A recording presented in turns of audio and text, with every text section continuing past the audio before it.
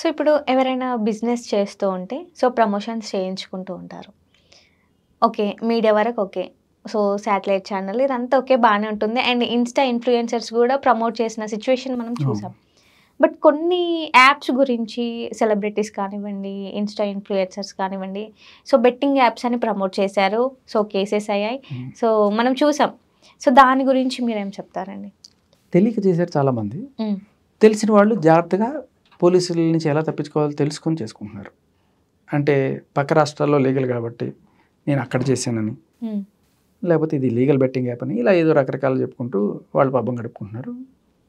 So తెలియక చేసిన వాళ్ళు కొంతమంది ఇరుక్కున్నారు. బట్ ఐ డోంట్ థింక్ ఇది ఫస్ట్ టైం కాబట్టి చాలామందికి ఒక వార్నింగ్తోనే ఇచ్చేసినట్టున్నారు. ఎందుకంటే పంజగుట్టలో ఒక 12 మంది మీద, తర్వాత మియాపూర్లో ఒక 25 మంది మీద ఇలా అందరి మీద కేసులు పెట్టారు. సో ఒక ముగ్గురిని మాత్రం విచారించారు. ఆ ముగ్గురిని కూడా నేను తీసుకెళ్ళిన వాళ్ళే తప్ప ఇంకెవరు కాదు. ఓకే. తర్వాత ఎవ్వరు రాలేదు. ఎవరిని విచారించిన దాఖలాలు మనకి తెలియట్లేదు. ఎందుకంటే ప్రతి ఒక్కరిని విచారించినప్పుడు పెద్ద మీడియా హడావిడి చేశారు కదా. అవునవును. మరి అలా ఎవరు వచ్చినా కూడా అది ఇంకా వేరే హడావిడి ఏం కనబడలేదు మనకి. కాబట్టి పెద్ద సీరియస్గా ఏం తీసుకోలేదు.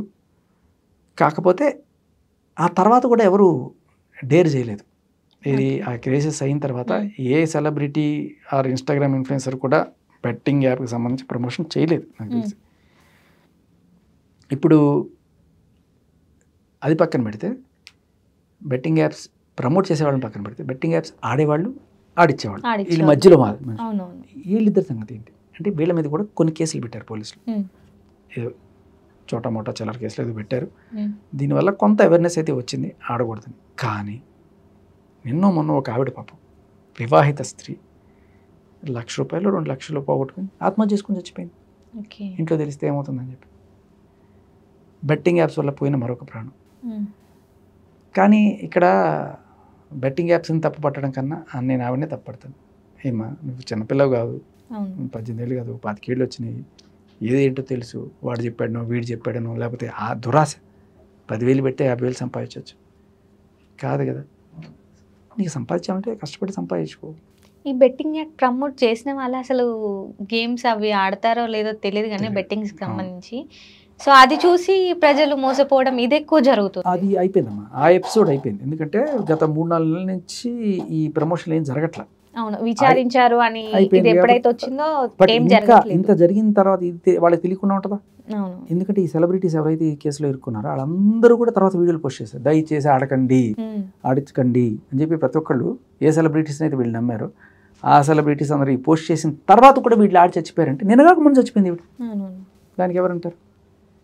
ఇంకొకటి, ఇప్పుడు వాడు చెప్పాడని సిగరెట్ తాగా, వీడు చెప్పాడని మందు కొట్టా, వాడు చెప్పాడని వీడు చెప్పాడంటే ఏమైందిరా అంటారు. చిన్నప్పుడే ఆ మాట అన్నప్పుడు 18 ఏళ్ళు దాటిన తర్వాత యూన్ adult, you have to take your decision. ఇది చేసిన తర్వాత వాళ్ళని వెళ్ళి అనడానికి కాదు. సో ఆ ఎపిసోడ్ అయితే ముగిసిపోయింది. నాకు తెలిసి ఎవరు ప్రమోట్ చేయరు. బట్ మిగతా వాటికి సంబంధించి మీకు తెలియాల్సిన ఒక ఇంపార్టెంట్ విషయం ఏంటంటే అమ్మా, ఎవరికి మన మీద ప్రేమ లేదు. ఓకే, అందరికీ డబ్బు కావాలి, ఇంక్లూడింగ్ గవర్నమెంట్. ఇక్కడ మన తెలంగాణ గవర్నమెంట్ కొంత బెటర్ ఈ విషయంలో.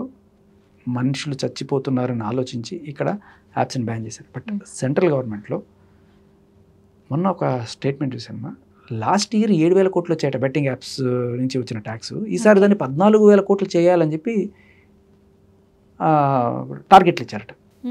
అంటే ఏంటి, ఇంకా బాగా ఆడించారు. సరే, గవర్నమెంట్ వాళ్ళు కొంత రెగ్యులేటెడ్గా ఆడించడం అంటే రెగ్యులేటెడ్గా ఆడించి పోగొట్టే పర్లేదా? సో వాట్ ఎవర్ రీజన్, మందు కావచ్చు, సిగరెట్లు కావచ్చు, ఊరికే ఒక డిస్క్లైమర్ వేస్తారు, తాగితే చస్తావరా అని. నువ్వు తాగు, లైసెన్స్లు ఇస్తాం. ఓకే, ఎందుకు లక్షల్లో కోట్ల లైసెన్స్ కొనుక్కుంటారు? ఎందుకు? అంతకన్నా ఎక్కువ వస్తాయినే కదా. జనాలను తాగిచ్చి చంపుతారు, ఆడిచ్చి చంపుతారు, వాళ్ళకి కావాల్సింది మనీ. బట్ వాళ్ళని తప్పు పట్టడానికి ఏం లేదు, నీకు ఉండాలి బుద్ధి. నువ్వు తాగి చస్తావా లేకపోతే ఆడి చస్తావా, ఇదంతా నీ కర్మది. బట్ కొంతవరకు ఈ విషయంలో తెలంగాణ గవర్నమెంట్ మనం అప్రిషియేట్ చేయాలి. బట్ కేంద్ర ప్రభుత్వం అది తీసుకున్న డెసిషన్ వల్ల చాలా స్టేట్స్లో ఇంకా ఆడుతున్నారు. అండ్ ఈడీ కూడా రంగంలోకి వచ్చిందంటే ఈడీ పెట్టిన విచిత్రమైన విషయం ఏంటంటే అమ్మా, చాలా మంది మీద ప్రోబ్ చేస్తున్నారు. ఈడీ అంటే ఏంటి? ఆర్థిక నేరాలకు సంబంధించి.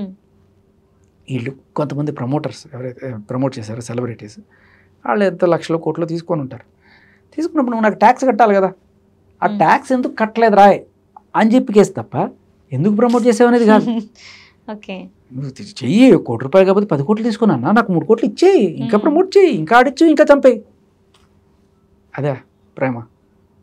నిజంగా జనహితం కోరుకునే వాళ్ళైతే మన తెలంగాణ గవర్నమెంట్, ఆంధ్రప్రదేశ్ గవర్నమెంట్ చేసినట్టుగా కంప్లీట్గా బ్యాన్ చేయండి. కానీ అది జరగదు. మందుని ఎలా ఆపలేకపోయామో దీన్ని కూడా ఆపలేము. ఖచ్చితంగా చెప్తున్నా కదా, ప్రాక్టికల్లీ నాట్ పాసిబుల్. అంటే మళ్ళీ స్టార్ట్ అవుతుంది అని అనుకుంటున్నారా మీరు? చేస్తూనే ఉన్నారమ్మా. ఐపీఎల్ సీజన్లో జరిగినాయి, కొంతమందిని పట్టుకున్నారు, ఇక్కడ పట్టుకున్నారు. బట్ VPNలు పెట్టుకొని వేరే స్టేట్ ఇవన్నీ పెట్టుకొని ఆడేవాళ్ళు బోల్డ్ మంది ఉన్నారు. కర్ణాటక పోయి ఆడతారు, గోవా పోయి ఆడతారు, పోకర్లా ఇక్కడి నుంచి ఆడచ్చు. అలాంటివి చేసుకుంటుంటారప్పుడు ఇంకేంటి పాయింట్ ఇక్కడ ఆపి? మనకి రావాల్సిన ఇప్పుడు మందు తాగడం ఇక్కడ ప్రొహిబిట్ చేశారు అన్నగారు ఉన్న టైంలో వింటారు. ఆ టైంలో ఏం చేశారు మన వాళ్ళు? ఇక్కడి నుంచి పోయి బీదర్లో తాగడం మొదలెట్టారు. 100 కిలోమీటర్ల దూరంలో. రెవెన్యూ అంతా కర్ణాటకకి వెళ్ళిపోతుంది, ఇక్కడ రావట్లేదు. ఏం చేశారు? మెల్లగా 1 సంవత్సరం 2 సంవత్సరాలు నడిచింది, అయితే సార్ తీసేసి ఓపెన్గా తాగండి రా. కాకపోతే అక్కడ కన్నా ఇక్కడ ₹10 ఎక్కువ ట్యాక్స్ పెట్టినా కూడా ఇక్కడే తాగుతున్నారు. ఎందుకు? మనకు ఆ ఛార్జీల కన్నా ఇదే బెటర్ కదా అనేసి. సో ఎవరికి ఎవరి మీద ప్రేమ లేదు. నీకు నీ మీద నిబద్ధత ఉంటే ఆపేసి. జోదం, తాగుడు ఇవన్నీ కూడా ఆని తిట్టి ఈయన తిట్టి ఏ రకమైన లాభం లేదు. ఆ గవర్నమెంట్ని ఈ గవర్నమెంట్ని తిట్టలేము. నాకు తెలిసి కొన్నాళ్ళు ఇక్కడ కూడా లీగలైజ్ చేసేస్తారు. ఇక్కడ కూడా నాకు తెలిసి కొన్ని లీగల్ బెట్టింగ్ యాప్లు ఉన్నాయి, not completely, but what ever. Legalise చేయడం వల్ల గవర్నమెంట్ కొంత రెవెన్యూ వస్తుంది. ఈ తాగి చచ్చేవాళ్ళు, ఆడి చచ్చేవాళ్ళ గురించి నేను సానుభూతి అయితే పడను. నీ దుర్బుద్ధి అంటే 10,000 పెట్టి 1,00,000 కొట్టాలా? ఏమి మిగతా 90,000 ఎక్కడి నుంచి వస్తున్నాయి నీకు? మిగతా వాళ్ళు పోగొట్టుకుని వాళ్ళు రైలు కింద పడ్డ వాళ్ళు కదా, వాళ్ళ దగ్గర నుంచే కదా నీకు వస్తుంది. ఇది నీకు తెలిసి నువ్వు వాడుతున్నావు కదా. అంటే ఒకటి చస్తేనే నీకు లాభం, ఒకటి పోగొట్టుకుంటేనే నీకు లాభం. అటువంటి దాన్ని తెలిసి నువ్వు వాడుతున్నావే, నీ మీద నేను ఎందుకు జాలి పడాలి? కాబట్టి వీళ్ళ మీద ఎటువంటి జాలి అక్కర్లేదు. ఇటువంటి దుర్బుద్ధి కలిగిన వాళ్ళ నుంచి డబ్బులు పిండడమే కరెక్ట్. పిండండి, ఈ బ్రిడ్జిలు కట్టించండి, హాస్పిటల్ కట్టించండి, ఎడ్యుకేషన్ ఇన్స్టిట్యూషన్లు పెట్టండి, మంచి చేయండి, తప్పులేదు.